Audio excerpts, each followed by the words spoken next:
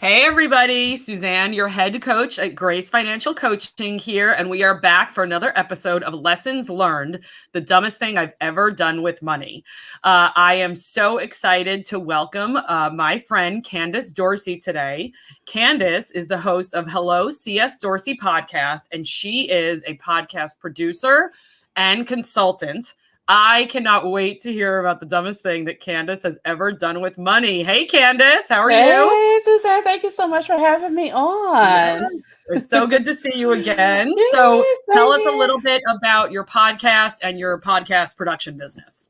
So I'm so happy to talk about this. So my podcast is the Hello C.S. Dorsey Podcast, and I've been doing it now since 2019, coming up on almost 110 episodes. We're really excited, and we interview entrepreneurs, aspiring entrepreneurs, and we give them tips and tricks on, how to basically get started.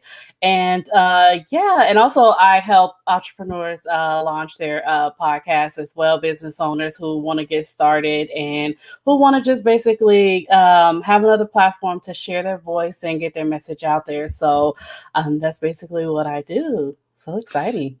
So prior to the pandemic, what would you have said to an entrepreneur, a coach, someone starting a business? What prior to the pandemic, what would you have told them about starting a podcast? I would definitely say get started to build your audience, and that's very important. Building an audience.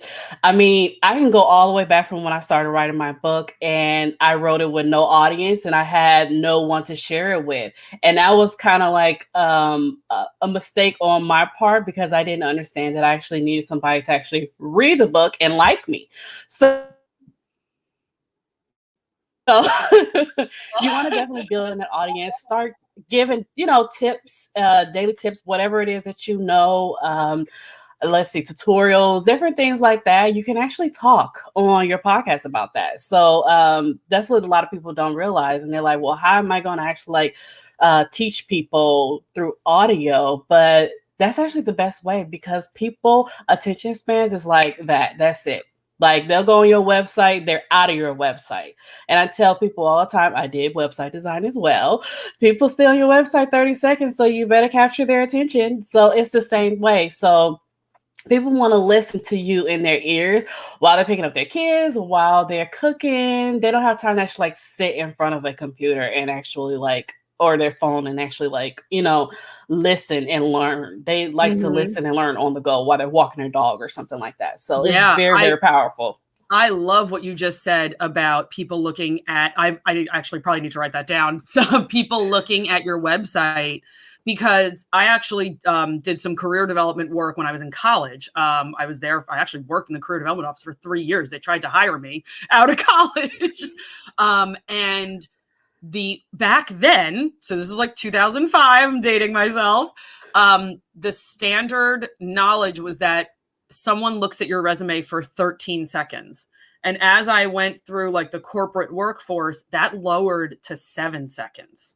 And so your comment about that you've got 10 seconds to capture these people's attention on a website, that's your resume if you're a business owner, is kind of It's your true. website.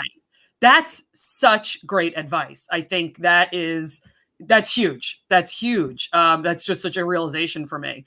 So now post-pandemic, with everyone and their mother having started a Facebook Live show, a YouTube show, Guilty as Charged, a podcast, post-pandemic, what would you tell somebody if they said, everyone has started a podcast. No one wants to hear from me. There are so many options out there now. What would you tell that person?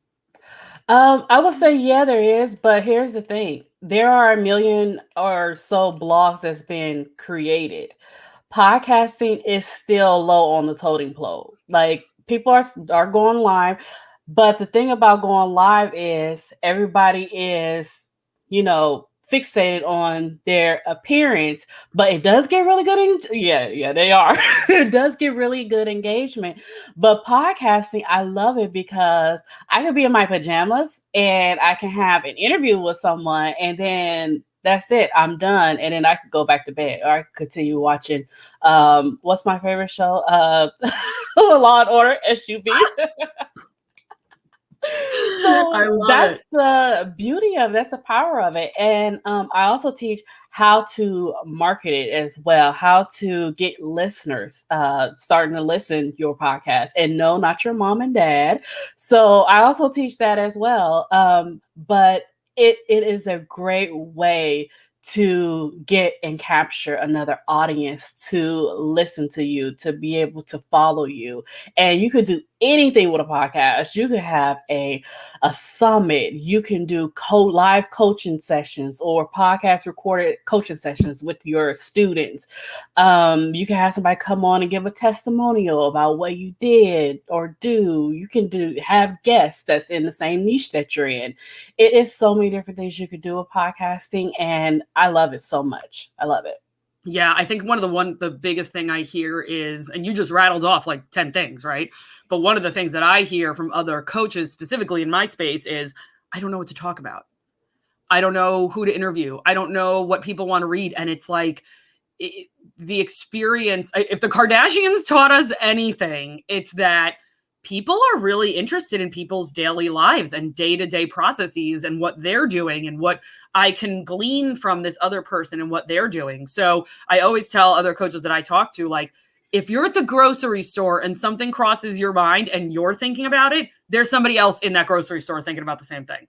So if there's two people in one grocery store talking about the same thing, there's going to be a whole bunch of other people who could get a hold of your podcast or your live or your interviews or your blog, and they're thinking the same thing too. It's totally the truth. Like when I started off, I had my cell phone. I was on my cell phone. Hi everybody, this is Candice. I mean, and I was interviewing people literally on my phone during my lunch hour because I was in the early stages and I didn't quite get understand the tech, at first. But now that I do, I go into my little closet downstairs that is so soundproof. And when I'm doing my solo episodes, I'm like, hey everyone, this is Candice, and no more than 5 or 10 minutes. That's all you need. You don't have to sit and talk for hours or long for 30 minutes. When you're doing a solo episode, you can give people a quick win, 10 minutes. You can do 5 minutes, that's fine. People will be like, okay, wait, this is a little bit too short, but maybe 10 or 15 minutes. Mm-hmm. And give somebody a quick win, and that's it. And you don't have to be on there long. And you can actually, in 1 hour, you can like pump out 4 episodes right there. There's your first 4 episodes right there.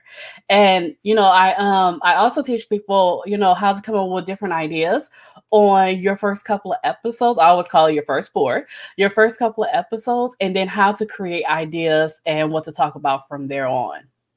Oh, I love that. Yeah, continuing content is very difficult for a lot of people. So that's hugely helpful. Yes. So Candice, I created this show specifically to help people realize that while we all make financial mistakes, we can learn from somebody else's experiences so that we don't make those same mistakes, right? So, Candice, what is the dumbest thing you have ever done with money? Okay, so people probably be like, well, Candice, this isn't dumb. But to me it was. So I didn't finish school. I didn't finish college. Like I didn't finish community college. And it was so long. I'm the type of person like, I don't want to do this for a long time. It's like, I'm going to be getting my 2-year degree in 4 years after I do all these prerequisites. I was like, no, I don't want to do that. So I was so dead set on getting my degree, getting at least associate's degree, just so I can make my mom proud, just to say I actually did it. So I went through University of Phoenix to get my associate's degree. I'm so happy I did the prerequisites at another community college because I only had to do it like in a year and a half. So I was like, okay, this is cool. So I went ahead and got my degree online, University of Phoenix. It was the best thing for me because I actually really excelled in it. I got like really good grades in it. Got a really good overall GPA and everything. But the thing of it is, when I told my my boss at the time, because I still work for a financial institution, finance. Whoop, whoop. When I told my boss at the time, he said, I said, I'm getting ready to get my associate's degree. I'm getting ready to graduate. What's the next step for me? He told me, oh, you don't get promoted for getting, having your degree. It just looks good on your resume. I was like, oh, okay. So I went ahead and I finished off, and I came to the realization that I didn't get my promotions based on my degree. I got my promotions based on me shadowing other people, learning the job, doing it, like, practicing it. And then that's how I got promoted, because people say, oh, yes, she can do it. It was not my degree at all. It was not. And Man, this is so, such a timely conversation, right? Because we are finally seeing that swing back in America, kind of yes. pushing against the whole, you need a 4-year degree, you need a 6-year degree, you need a master's, you need an associate's. It's so sad to me that there are HR people who will freely admit that the only reason it says bachelor's degree required is so that it cuts down on the number of applications they get. See That that? makes me so sad. See that? And it is so true. So I've been in my job maybe about 16 years or so. And I would say 5 years in, I got promoted, went to another department. 2 or 3 years in, I became supervisor. So in a 16-year period, having my associate's degree, having the experience, the only notch that I've ever gone up was being a supervisor. Now, I'm not a manager. I have a degree. I have the experience, 16 years, but I'm still struggling to become a manager. Even though I'm supervisor and I do manager duties, I'm still struggling to become a manager. And they're still not recognizing that, Right, So right. the thing of it is, I tell people, okay, so let me go back to how much money I spent on my fluff degree. I spent $12,000 on it. Okay. Do you know that after 10 years, I was still paying on that? Oh, yeah. Yep. And a lot of people, that happens to a lot of people. I distinctly remember Yeah. having a boss myself when I was still in the corporate world.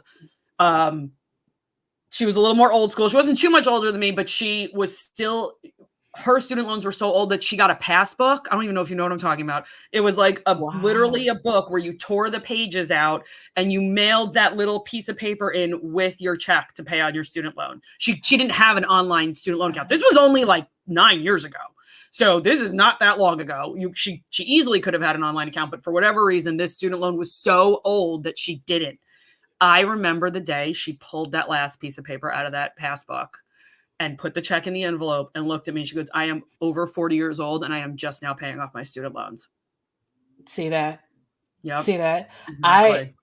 I tell people, I say, oh, if you go to my website and about me, I say it's a scam. I say it's a scam because, like my mom say, unless you're becoming a doctor, engineer, lawyer, scientist, biology, anything in those fields, yeah, you would need a degree. Teacher, you would need a degree for those things. But other things, I am a firm believer in, if you want to move up, you need to get with people, network with people that's doing what you want to Yes. do. And then you need to shadow them. You need to practice it. You need to put it into play. And then whenever that position come up, you can say, hey, I want that position because guess what? I know how to do it. I Yep. know what needs to be done. And that's what happened with me. My first time I got promoted, for 6 months, I was actually doing what the loan officers was doing. I was helping the members. I would go over there. I would sneak over there on the other side because I work in the because I work in a financial institution. So you had the teller window and then you had the loans people. So I would sneak over there and help the members open their accounts, do their loan applications. I did this for 6 months. And do you know my manager at the time, whenever they were short staffed, they will call me and say, Candice, we need you to cover over there. They was literally asking me to cover that side when people were out sick. So I will go there and cover that side, literally. So, and my paperwork starting to pile up because they keep paperwork and everything. But after a while, I applied for that position and I did the interview. They gave it to me because it was like, you had the 6 months in experience. But the kicker in this is they have a base salary for that particular position. He said, I'm giving you an additional, like, I think it was like $1 or $2 because you've been doing this position for 6 months. I love that. And you know what? That's a manager that really appreciated and recognized what you were doing. And Laura is commenting, experience and talent are vital. Not all degrees are. And I got to put this comment back up from Beverly that she said earlier. So many people deep in student loan debt, working jobs that they could have done with no degree. I love it. True. This is like really, really touching people today. It's so true. And it's just the fact that you've been in this realm for 16 years. Really, it's not like this is a conversation with someone who said, I didn't get a degree and I've jumped around between 8 million jobs. Look at the consistency you have. Yes. I mean, so that $12,000, I'm sure mom was proud for a couple minutes and you were like relieved that you were done. But man, that's a big pill to swallow when now you've experienced life and you're like, I could have done this without that $12,000 debt. Yes. That is, That's so true. And she was, when I was younger, of course, your parents are like, you need to go to school, you need to go to school, you need to go to college and everything. She was really dead set on that. But after I got the degree and knowing what we know now, and we go to church and everything, and, the Lord has definitely been blessing us. Now she's at the point where she's like, don't know I really need no degree anymore, huh? I'm like, no. So now I don't even get it anymore. Like, am I going to go and get my BA, or to go higher? No, that conversation is dead now. So parents out there who, who's like, I want my kids to go to college and everything. You may want to just let them, to see what it is that they want to do. If they do want to go to college, all for it. If they don't, have them say, okay, take some little training skills here and there, or go on LinkedIn, learn some skills, shadow someone who they want to become, do that, especially online. Like, people who don't have a degree is getting paid like, 6 figures every month or something weird like that. I'm trying to get there, There's a podcast that I listen to, and it's not this particular guy's podcast, but he's the executive producer, and the guy whose podcast it is constantly mentions the executive producer and says, the executive producer so-and-so never went to college. Meanwhile, the guy who's doing the podcast went to college, went to law school because he was an attorney for a short period of time, but he hammers home over and over, our executive producer is making more money than me, as he should be, and he never went to college. He never spent a day in college. And so that always sticks with me as well, too. The Laura also made a great point. Trade schools are fabulous, too. Yes. And like you said, you can go. So Microsoft, Google, they offer these like free courses now. So if we're talking to parents, have your kid go online and just Google these courses and take them for free and see if this is what they want to do. And then if they say, I think I do want to go to college. Well, then let's start with community college. Let's start with an associate's. Let's not make this giant leap into a 4-year private school like I did. That's right. Exactly. And say, okay, let's spend our money at a trade school, at a community college, and see if it's right for you. Exactly. Because if it's not, then the damage is minimal.